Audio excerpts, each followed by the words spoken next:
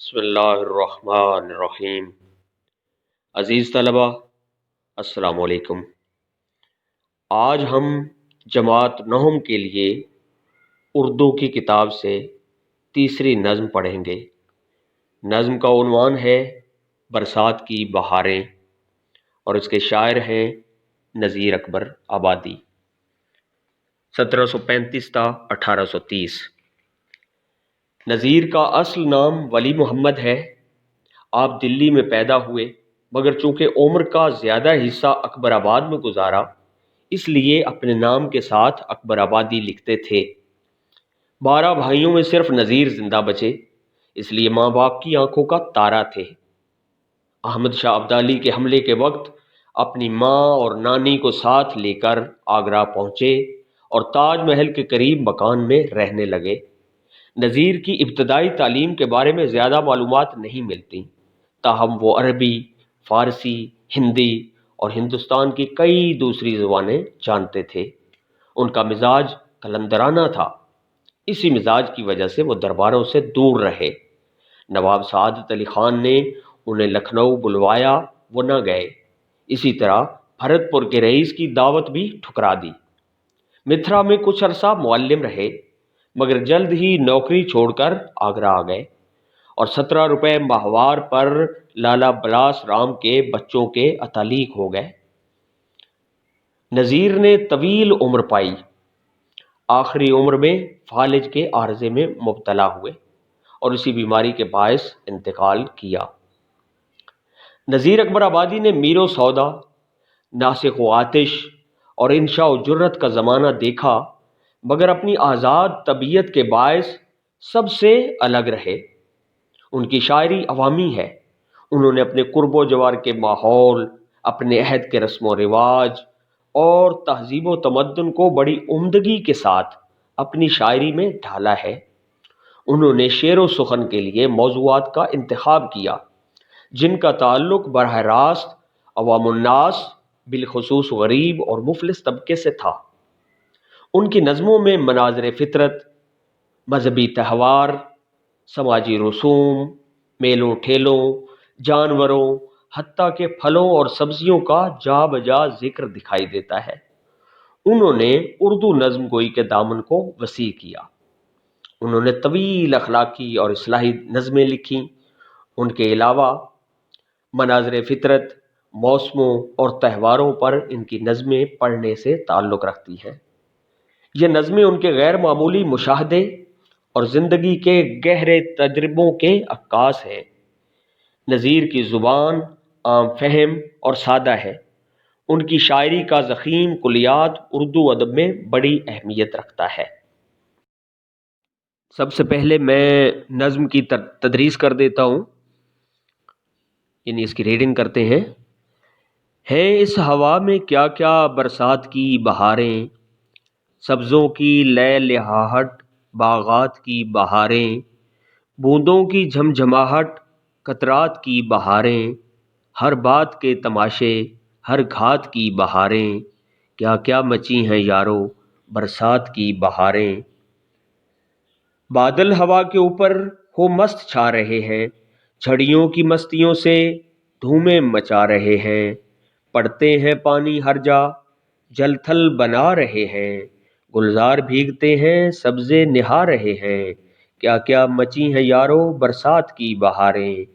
हर जा बिछा रहा है सब्ज़ा हरे बिछोने, कुदरत के बिछ रहे हैं हर जा हरे बिछोने। जंगलों में हो रहे हैं पैदा हरे बिछोने, बिछवा दिए हैं हक ने क्या क्या हरे बिछोने, क्या क्या मची हैं यारो बरसात की बहारें। सब्ज़ों की लहलहाट, कुछ अब्र की स्याही, और छा रही घटाएं सुर्ख और सफ़ेद काही। सब भीगते हैं घर घर ले माह ताब माही, ये रंग कौन रंगे तेरे सिवा इलाही। क्या क्या मची हैं यारो बरसात की बहारें। क्या क्या रखे है यार अब सामान तेरी कुदरत, बदले है रंग क्या क्या हर आन तेरी कुदरत। सब मस्त हो रहे हैं पहचान तेरी कुदरत, तीतर पुकारते हैं सुबहान तेरी कुदरत।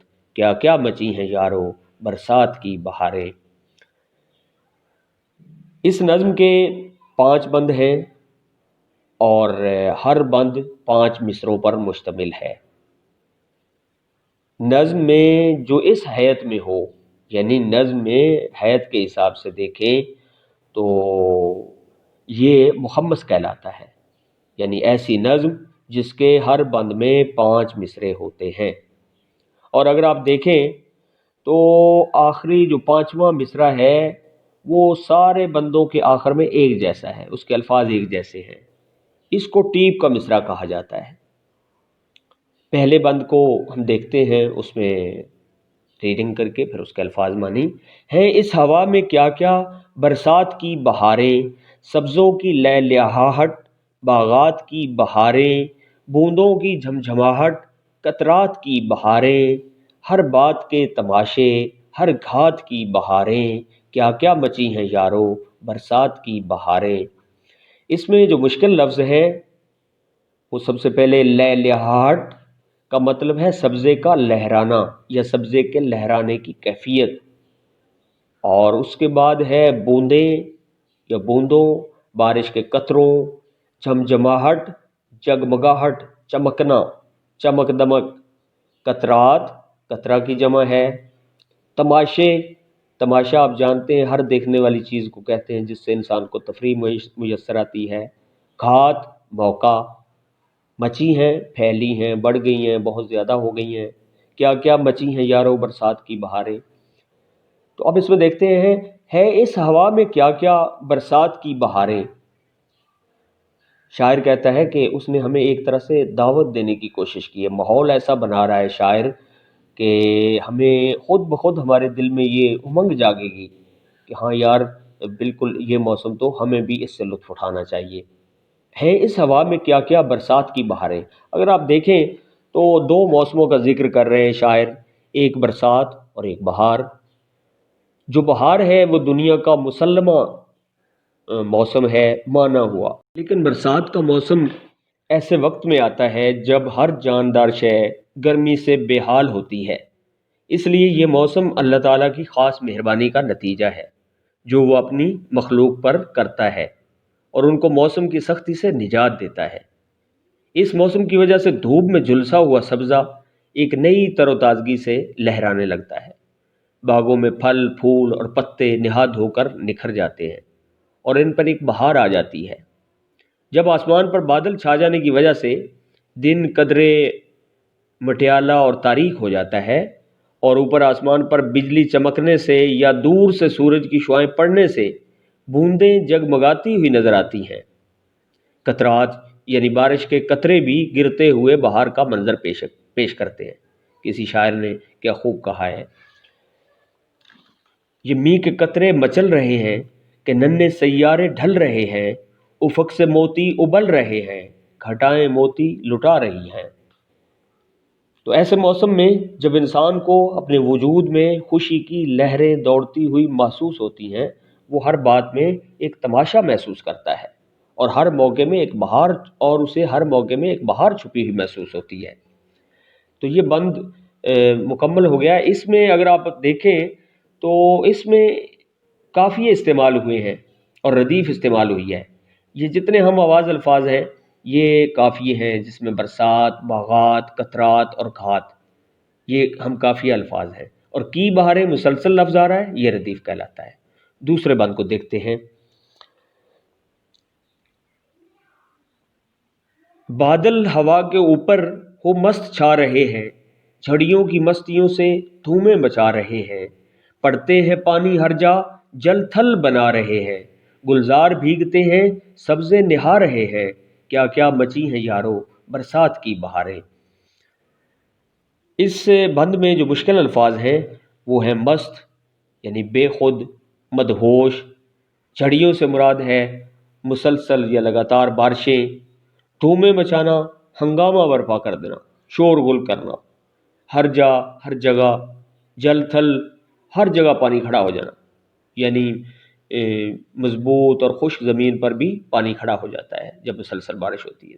گلزار، باغ، بادل ہوا کے اوپر ہو مست چھا رہے ہیں، برسات کے موسم میں آسمان پر بے تحاشا بادل چھا جاتے ہیں اور پھر ان کے چلنے پھرنے سے یوں محسوس ہوتا ہے جیسے وہ اپنے آپ میں نہیں، موسم نے ان پر نشے کی کیفیت طاری کر دی ہے۔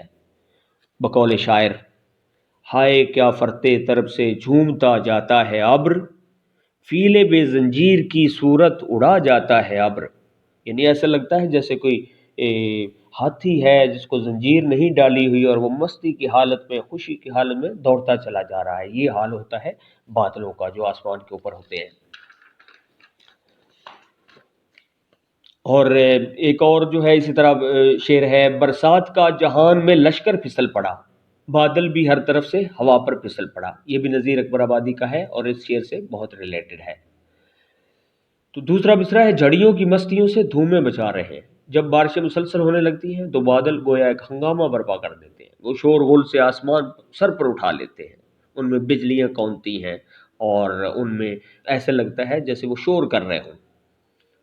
پڑتے ہیں پانی ہر جا جل تھل بنا رہے ہیں، جب مسلسل بارشوں سے ہر جگہ پانی کھڑا ہو رہا ہوتا ہے اور ہر جگہ ایسا لگتا ہے جیسے جل تھل ہو گیا ہے، ہر جگہ ایک سیلاب کا منظر ہوتا ہے، ہر جگہ ایک ندی نالوں کا سا منظر ہوتا ہے۔ گلزار بھیگتے ہیں سبزے نہا رہے ہیں، جب پانی کی کثرت ہوتی ہے، بارشیں مسلسل ہوتی ہیں تو وہ سبزہ اور باغ جو پہلے صرف پیاس بجھانے کو کافی سمجھتے ہیں، اب وہ پیاس ہی نہیں بجھاتے بلکہ وہ خوب نہاتے ہیں اور تر و تازہ ہو جاتے ہیں۔ اور جب ارد گرد کی یہ صورتحال ہے تو شاعر بھی بے خود ہو کر پکارنے لگتا ہے: کیا کیا بچی ہے یارو برسات کی بہاریں۔ وہ خود بھی لطف اٹھاتا ہے اور دوسروں کو بھی لطف دیتا ہے۔